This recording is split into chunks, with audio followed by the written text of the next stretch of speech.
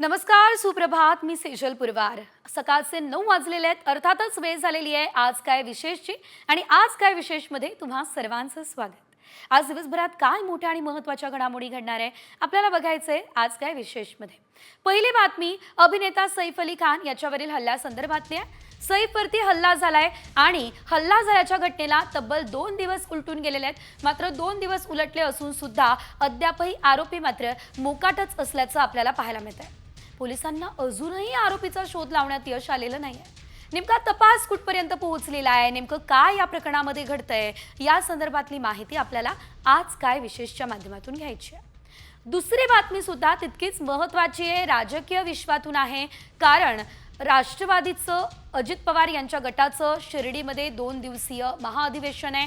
नेमका काय अजेंडा या महाअधिवेशनाचा असणार आहे ते देखील आपल्याला या बातमीपत्रामध्ये अर्थातच आज काय विशेषमध्ये बघायचं.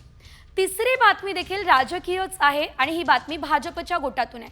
संघ भाजपच्या मंत्र्यांचा आता क्लास घेणार आहे. मात्र असं का, नेमका काय कानमंत्र संघाकडून भाजपच्या नेत्यांना किंवा भाजपच्या मंत्र्यांना दिला जातो या संदर्भातली बातमी सुद्धा आपल्याला आज काय विशेषमध्ये बघायची आहे.